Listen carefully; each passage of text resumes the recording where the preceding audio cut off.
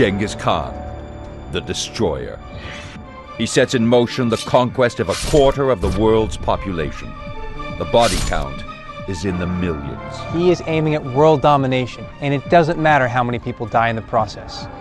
I mean, this is blitzkrieg on steroids. They wiped out virtually the entire population. Horror stories about the Mongol warlord have become legendary. But are they true? Investigators will put his life under a microscope with a range of scientific tests. New archaeological evidence will challenge long-held myths about how he really stormed the world's great cities. A leading psychiatrist will analyze his character to reveal what drove Genghis Khan to massacre millions, and how he stacks up against other ancients behaving badly. In medieval times, there's no bad boy worse than Genghis Khan. He's an illiterate Mongolian nomad who, in the 1200s, conquers what will become the world's biggest empire, twice the size of Rome's, and 1.5 times the size of the United States. His bloody rise leaves a trail of corpses from China to the Middle East.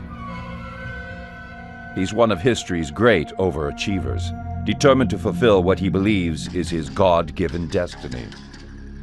Genghis Khan has an extraordinary drive to achieve this vision. He wants to change the world, but he's psychologically complex. You would not want to be an enemy of Genghis Khan.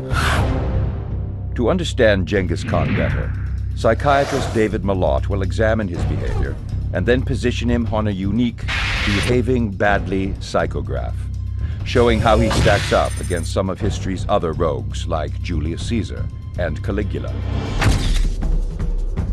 The bodies start piling up from an early age. When Genghis Khan is still a teenager, he slays the brother who stands in his way. He goes on a 2-year rampage through Central Asia and is said to slaughter over 3 million people. He killed most of the adult males and most of the male children as well. He has a voracious sexual appetite, raping his way from China to Iran. It's said that women jump to their deaths by the thousands to avoid him. He's the ultimate bad date. They flattened the cities and either enslaved or killed the population. And he uses people as human shields. These tales are so extreme, you have to question the evidence. The primary source is a book called The Secret History of the Mongols, written sometime after 1227, when he died. The account is significant because it's the oldest historical record of Genghis and the Mongols. It's called The Secret History because it was written for the eyes of Mongol royalty only. The Secret History explained the rise of Genghis. The purpose is obviously not to show him as a mass-murdering psychopath, but to give a far more nuanced approach to his leadership. But The Secret History was commissioned by Genghis's sons. They inherited his empire, so it's unlikely they would show him in a bad light. The clues to the real Genghis Khan begin in his early years. To evaluate Genghis Khan's personality, we want to look at those childhood years to see if they can tell us who he really was. Historian John Mann is following the book, The Secret History, to test its accuracy. This is the sort of landscape that Genghis would have recognized. These pastures are pretty much in the middle of Mongolia. It's also very near where he was born. Genghis would recognize the lifestyle, too. Born around the year 1160, Genghis grew up just like these modern-day herdsmen, raising sheep, yaks, and horses. He would have been raised like these guys. He would have been used to riding, to milking, to scaring off wolves even, and strapped into the saddle until he knew how to ride at the age of 3 or 4. Genghis is a Mongol, one of the 4 major tribes who've battled for decades to dominate the steppe. He's the son of a Mongol warlord. The world he grows up in is one of hardship, conflict, and violence. According to the secret history, when Genghis is just 9, his life is turned upside down. His father is murdered by the Mongols' bitter rivals, the Tartars.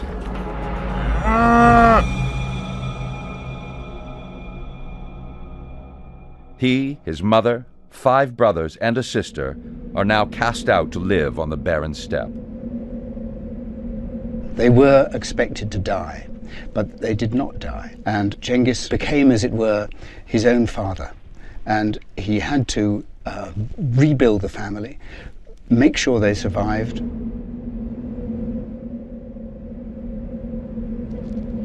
Their only shelter is a tent,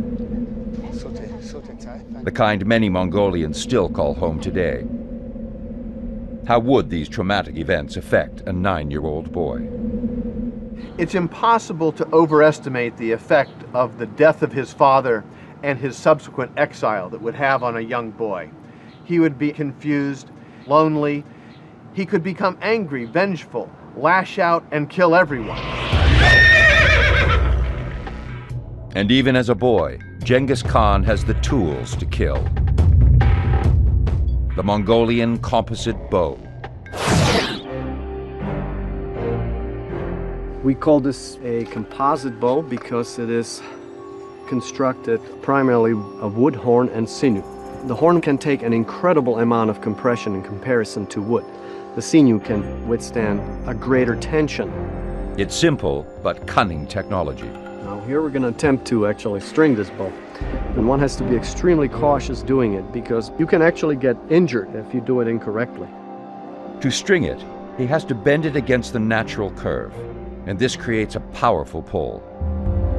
Now here we have a strong Mongolian type bow from the period of Genghis Khan. This is a complex and time-consuming bow to make. Why do the Mongolians go to all this trouble when there's been a simpler and perfectly adequate design of bow around for thousands of years? A design typified by the English longbow. I'm shooting a reproduction of an English longbow. The longbow was used by Europeans in the 14th century to wipe out heavily armored enemy knights. It was a superweapon of its time, and it sets the standard against which other bows must be measured. Can the much shorter Mongol bow stand comparison? In this test, arrows from both will be shot at a brass plate. It's 1/8 of an inch thick, the equivalent of a knight's armor. First, the longbow.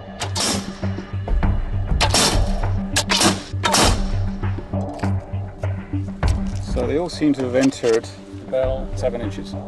Now, the Mongol bow. So they've all entered about 8-9 inches. It penetrates more than 2 inches farther. The payoff for the extra work involved in the complex composite construction is a weapon that packs a real punch. The Mongolian composite bow more than matches the iconic longbow for firepower. And that's before you even begin to fight the way the Mongols preferred, on horseback. Shooting sideways is fine, but a lot of horse archery, you want to be shooting towards where you're charging or away. And to do that with the longbow, I'm poking the horse all the time. The shorter Mongol bow does not poke the horse. It turns the Mongol archer into a deadly warrior, able to fire in any direction, even as they charge or retreat. This devastating combination of horse and bow create a Mongol superweapon. Genghis will use this weapon to take on the world. But first, the young boy uses it to seize control of his own family. There's one person that stands between Genghis and a top position, his half-brother. Begter, the half-brother, is older and thinks he can bully the teenage Genghis. But nobody bullies Genghis. He kills his own brother. The killing is a prelude to a career of slaughter. Genghis is growing up in a hurry. The killing of his brother shows us that Genghis Khan is ready for adulthood, ready for leadership. He's a man of action. And Genghis is hell-bent on leading the Mongol hordes to power. What he does next reveals the depth of his ambition and the horrors that he's capable of.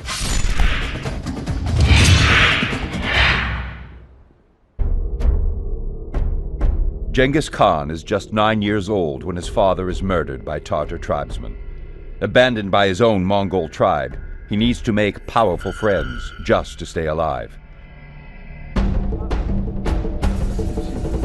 And so Genghis forges a friendship with Jamuka, the son of a powerful warlord. The two youths form an inseparable bond. They swear to become blood brothers. And according to the secret history, this means their lives merge and become one. They never will desert the other. They will always defend the other.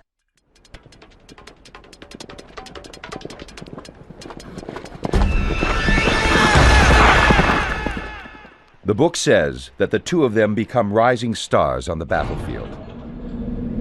Then, at the age of about 20, Genghis disappears. The secret history provides no clue to where he went or what he did until around 10 years later, when he suddenly reappears. The Genghis who returns is a man on a mission. His plan? To forge the peoples of the steppes into one great fighting force, with himself at the head of it. It's a massive break with tradition. No longer does one depend on the clan or the tribe. Tribal loyalties fall away. It becomes a personal loyalty to Genghis Khan himself.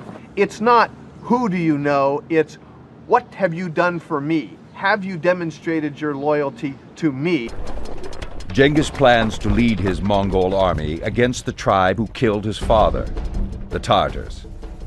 It is 5 years before he's sure his troops are ready to take them on.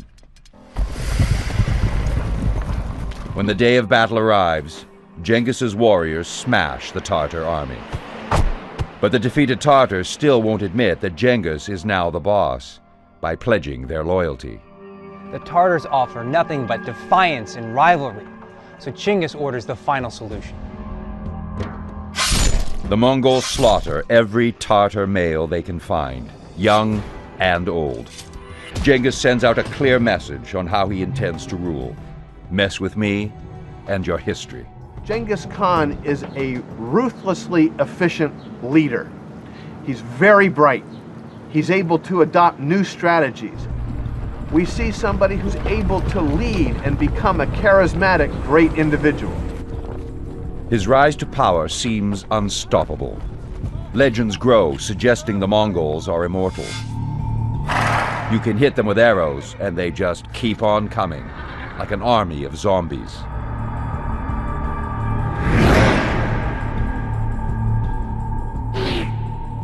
Did they have some kind of amazing protection? The Mongols wore studded leather armor. Could this really stop an arrow? In this test, a leather plate simulates the Mongol armor, and a pig's carcass stands in for the human torso.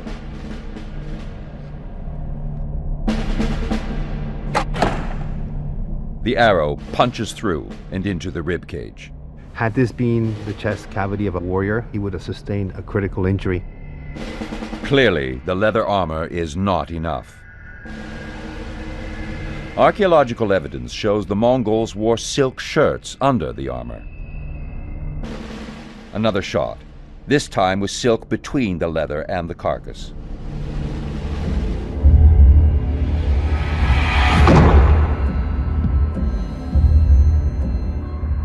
Incredibly, the silk stops the arrow from puncturing the rib cage, much like a bulletproof vest.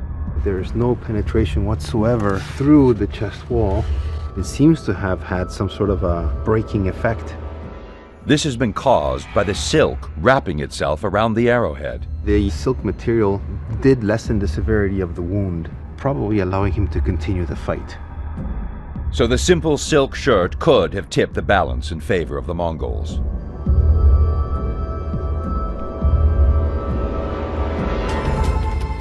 And victory brings Genghis his choice of reward.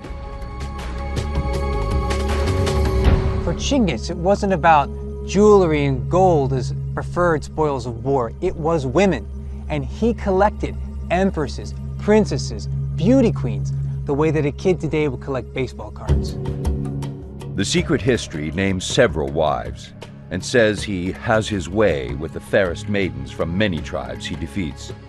He considers them his victor's rewards, and he's insatiable.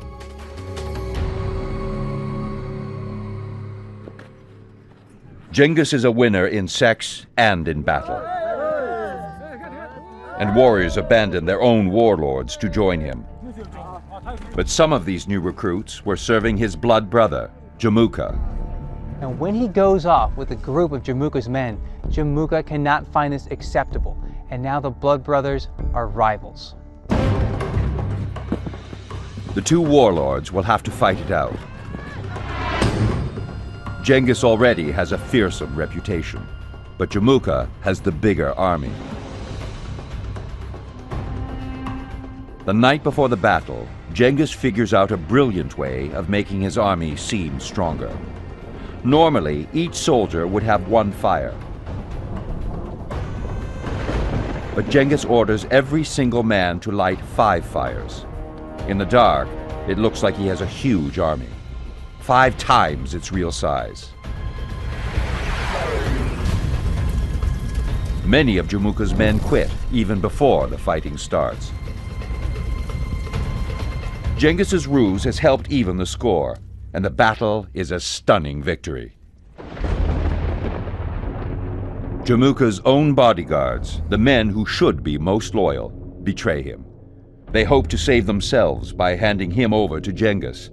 They don't realize they've broken Genghis's golden rule. When he's confronted by men who've defected, even though they've defected to him, they have an underlying disloyalty. Disloyalty cannot be tolerated. The traitors are beheaded. Jamuka suffers an agonizing death. Genghis orders that his back is broken.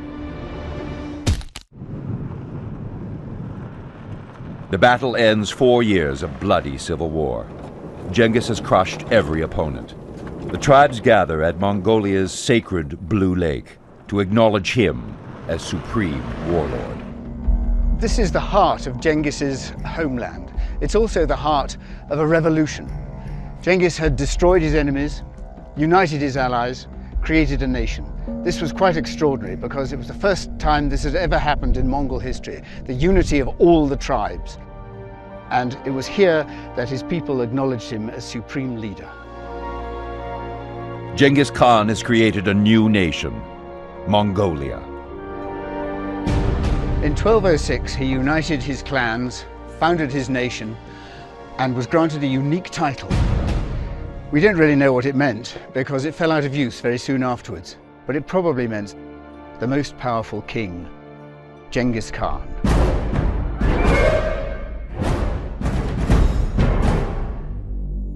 But Genghis believes he has more than just tribal support. According to the 600-year-old Chinese history, the Yawan Shi, he has a belief that his marching orders come directly from God. The vision is that the world has been given to the Mongols by God. It is his destiny to realize this astonishing idea. He declares himself on a divine mission to conquer the world. It sounds like he's gone mad, but that's not what the psychiatric assessment reveals. Genghis Khan has a religious experience. His vision does not show us that he's psychotic or delusional. He's becoming a confident leader. It's time for him to conquer the world.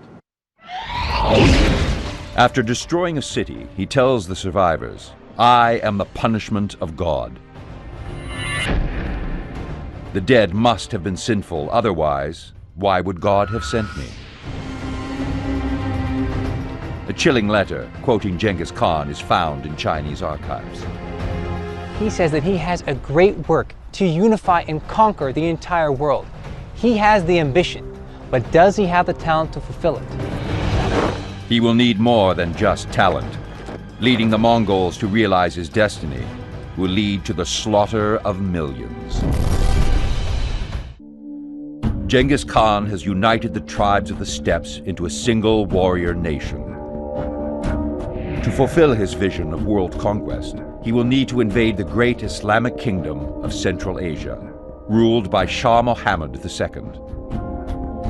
For once, Genghis does not unleash his horde. He sends merchants and spies. But he's met with a short and bloody response. The Shah summons the Mongol envoys and executes them. Big mistake. Very big mistake. Genghis is furious. He unleashes the Mongol horde. The Shah's armies flee to the fortified cities, thinking their high walls and deep moats will protect them. Imagine the problem, mounted archers up against walls 35, 40 feet high. How on earth are they going to get inside them? Genghis has taken thousands of the Shah's people prisoner and has a typically brutal solution. He throws them into the moat to make a human bridge. To the horror of the Shah's people, thousands more prisoners are used as a human shield by the advancing Mongols. The people in the cities would want to give up rather than kill their own people. They are human shields. This is completely brutal even by modern standards, but he is aiming at world domination, and it doesn't matter how many people die in the process. But how do the Mongols break through Persia's massive city walls? The answer lies here in Merv, the jewel in the crown of the Shah's empire. These ruins were once a great metropolis. Merv is one of the great cities of the medieval world. It reminds me a bit of London, actually, in contemporary society, in the sense of having all these different ethnicities. It's actually part of the cultural and intellectual revolution that's taking place within the Islamic world. The mighty walls of Merv are 10 miles around. The main town is protected by a wall that's very substantial. It's around about 15 feet thick, about 30 feet high. It seems impregnable, but Genghis is a fast learner, and he studied the military technologies of the peoples he's conquered. His army now includes engineers skilled in siege warfare. But could they really build a weapon that could batter through walls 15 feet thick? A team of engineers are putting it to the test. According to Persian and Chinese sources, Genghis's superweapon is a trebuchet, a kind of medieval artillery. The trebuchet was in its time right at the cutting edge of the arms race. It was like the atomic bomb. A large trebuchet would be shooting stone balls typically about that size, but there's records of them being as big as a Volkswagen. Merv will test the trebuchet's power to the absolute limit. It must be able to fire over the moat which surrounds Merv and hit the walls, a distance of at least 85 feet. But is it up to the job? 3.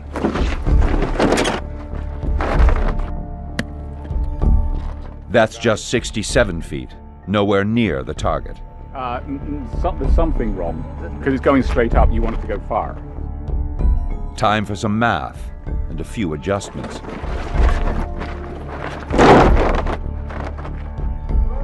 Looking good. 96 feet! That's well over the magic number of 85 feet. Once they got their range in, once they found a soft part of the wall, they would just keep pounding and pounding away at it. So the trebuchet would have worked. But there's a question mark over whether Genghis used it at Merv. One ancient source says the city surrendered without a fight. The Persian writer Juvaini, writing 40 years after the siege, says the Mongol warriors simply rode around the city for 6 days, and the terrified citizens gave in and opened their gates. So did Genghis take Merv using just fear? Or his giant catapult?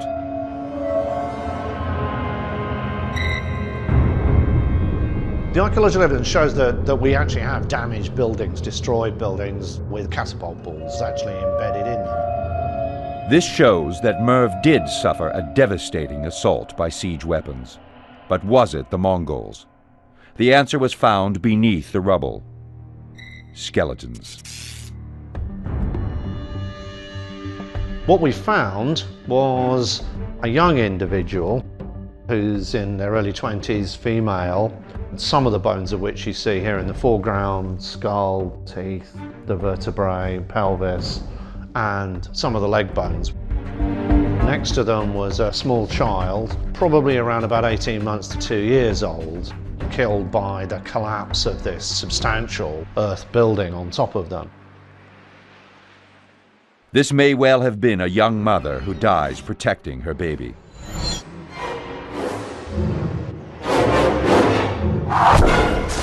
By scientific dating of pottery fragments found with the skeletons, archaeologists are now certain that these remains date from exactly the time of the Mongol invasion. We're looking at a casualty of the Mongol siege. The Mongols didn't just scare the city into submission, they smashed their way in.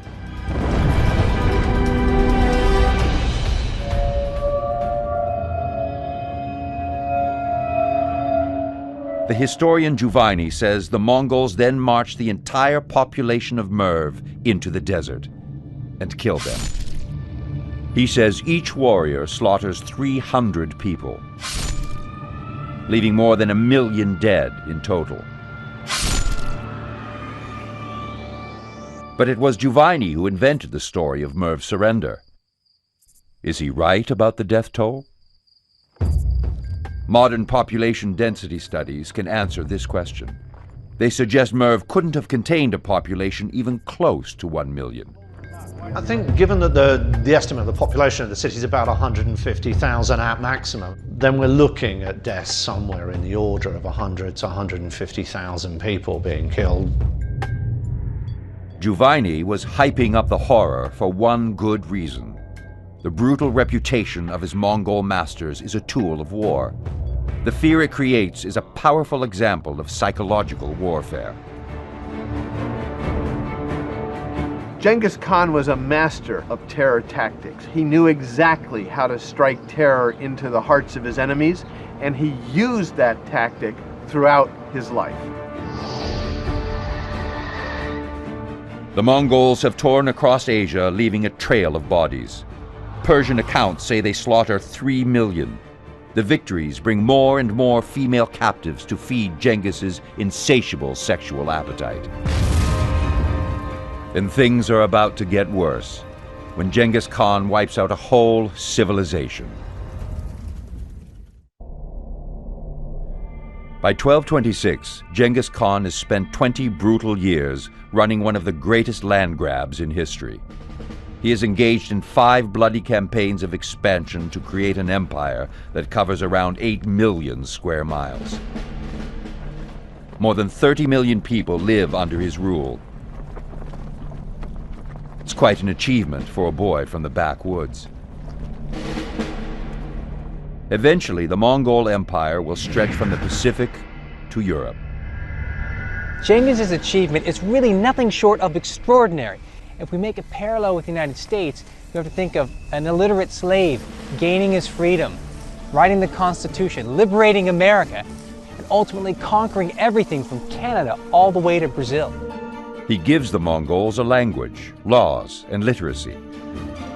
He created a unified nation that was to be one of laws, one of literacy, one of centralized administration, and one, in the end, of expansion.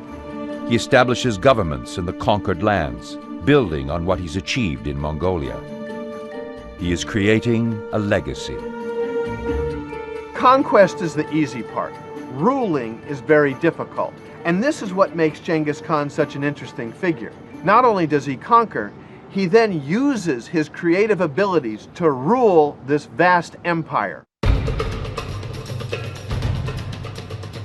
Genghis is now in his 60s, an age reached by less than 10% of his contemporaries, and double the life expectancy in the 13th century. But age hasn't mellowed him. Psychologically, he's still driven by a simple code. Genghis Khan is motivated by 2 major factors. The first, of course, is his vision. his desire to conquer the world and create a new society. The second, underlying it, is that of loyalty. Scores must be settled, slights must not be tolerated. And it doesn't matter to him how old these slights are. Genghis Khan has been harboring a 7-year grudge against a powerful civilization in northern China, the Tanguts. The Tanguts were a people of great culture. I mean, anybody living in New York or Chicago today would recognize them as people of great sophistication. They had literature, they had art, they had currency, they had centralized government, and they had great cities, and they were very, very rich. In 1209, Genghis came to a deal with the Tanguts. He'd leave them in peace, and in return, they would supply warriors when he asked. But when that request came 10 years later, the Tanguts said no. They broke an oath of loyalty and trust. The ultimate sin to Genghis.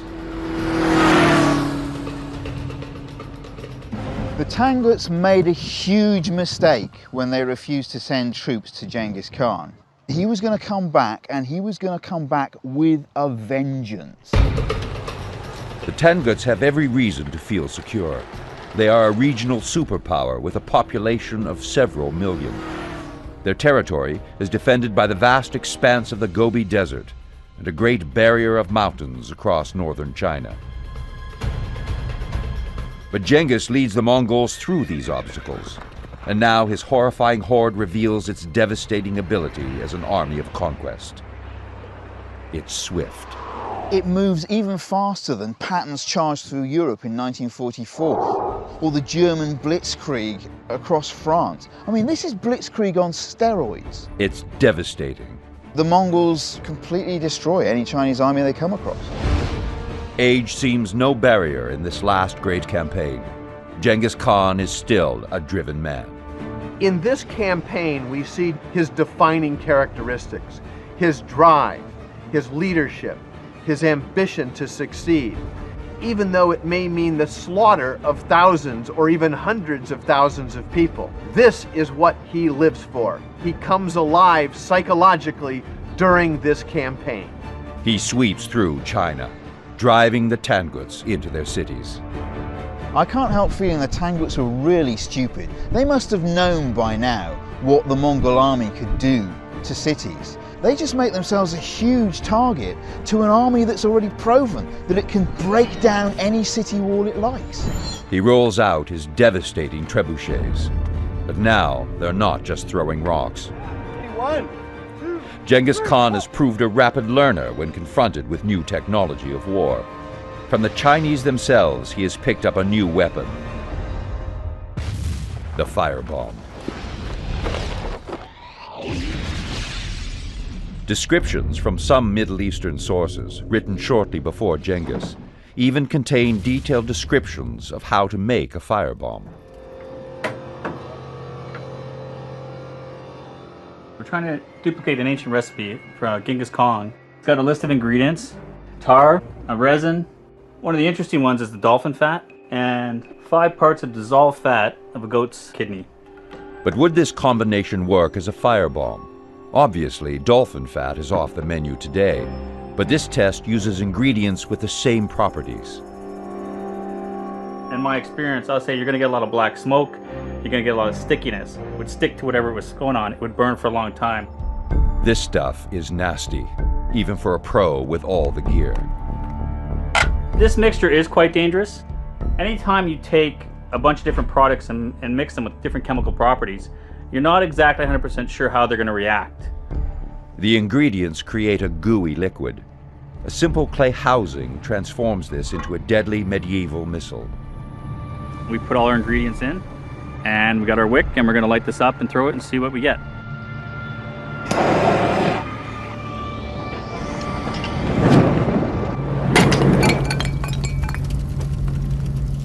So what we have is the remnants of the pot, and then we have all the debris, which was all the sticky paste, so it burns multiple places. It ignites anything it touches. To my mind, looking at what the original recipe was, I think we've matched it 100%. The test suggests the Mongols could have deployed such weapons. dozens of the mighty trebuchets bombard the Tangut cities.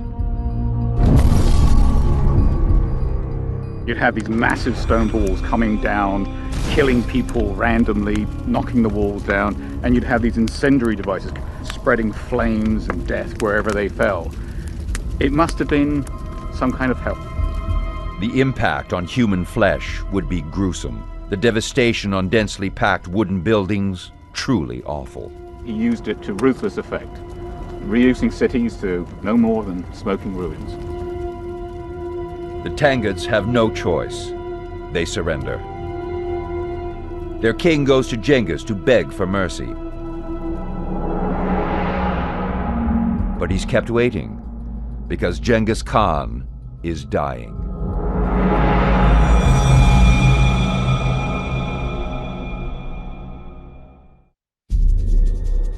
(1227). Genghis Khan is now over 60 years old.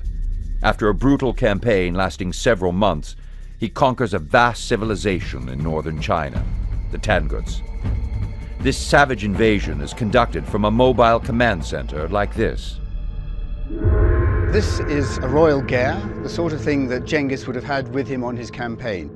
It's 35 foot across, it's 15, 20 foot high, and he needed the space for military briefings. But what he couldn't have known is that the throne from which he gave his orders was in fact about to become his deathbed. There are many theories about what killed Genghis. Some people say that he was suffering from an old arrow wound. Some people say he'd just fallen from his horse. One of his queens may have poisoned him. But I think there's another explanation. There was typhoid in the army, and I think that's what he was suffering from. Whatever it was all over in a week. Genghis Khan dies in 1227. Like much of his life, his death has terrible consequences. His final deathbed order is preserved in the secret history. It's chilling. Make the Tanguts vanish. The women, children, and grandchildren. His loyal army obeys.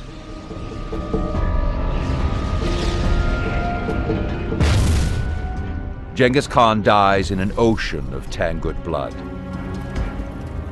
No one knows how many are killed, but a whole culture dies.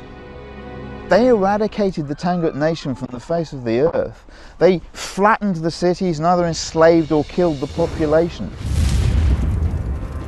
Generations of Tangut emperors are buried under these extraordinary pyramid tombs. The Mongols break them open and smash their ornate tile facades. Everything Tangut must be destroyed. The books are destroyed, the priesthood destroyed, and the people killed. This is in effect what we would call genocide. A civilization is wiped from the face of the earth. All that's left today are a few traces of their culture and the ruins of the grand imperial tombs. In just 21 years, Genghis Khan goes from illiterate peasant to builder of the world's biggest empire. Eventually, the territory the Mongols control is twice as big as the empires of Rome or Alexander the Great. Genghis builds a dynasty that ensures his empire lasts for over 100 years. This achievement makes Genghis Khan one of history's most controversial figures. In Mongolia today, he's revered, the man who transformed Mongolia into a world superpower. The lakeside here has been transformed into a shrine to Genghis Khan. And it's proof, if you like, that Genghis is alive and well and living in the hearts of Mongolians today. Genghis Khan may have built one of the world's great empires, but the way he did it means his name still inspires terror and hate in many parts of Asia. Wherever he went, dead bodies piled up, from the boyhood murder of his brother to the Tartar genocide and holocausts in Merv in China. He used people as human shields, and he did it all to fulfill what he believed was a divine vision to rule the world. Where does such behavior of an ancient behaving badly put him on a psychopathic scale of tyrants? Genghis Khan is not a psychopath. He uses violence in a goal-directed way in his single-minded pursuit of fulfilling his vision of empire. He did not kill for kicks like Caligula, who was a true psychopath.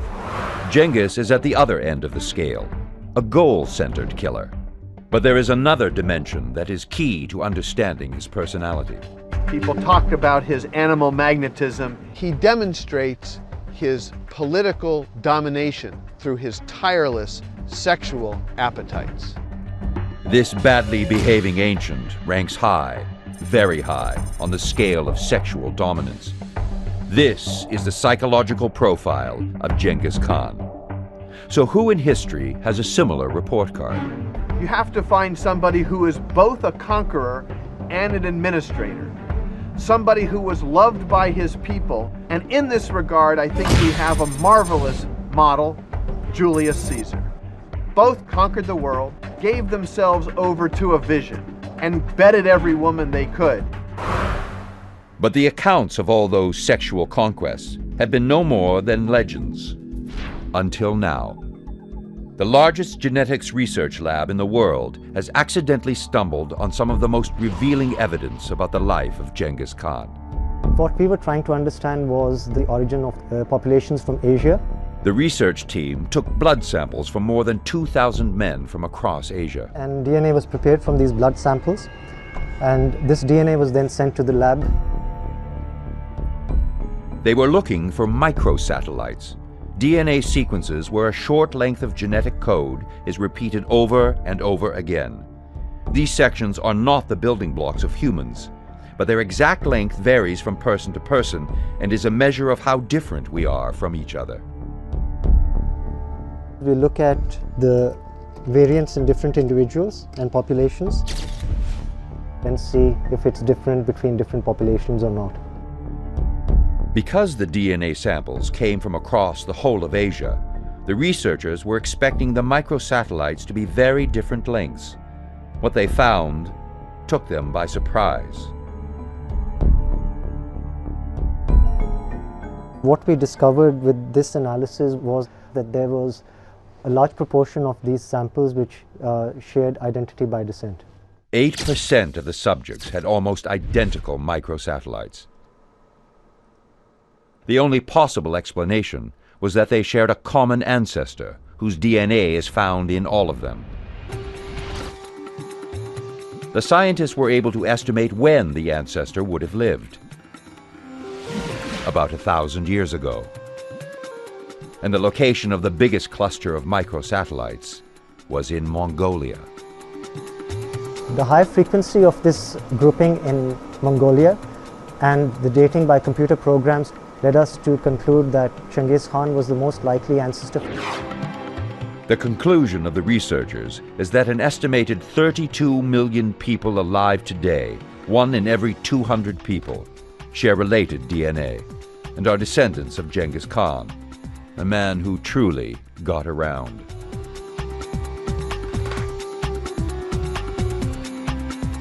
The irony is that a man credited with mass murders and wiping out a civilization ended up giving life to more people than he destroyed.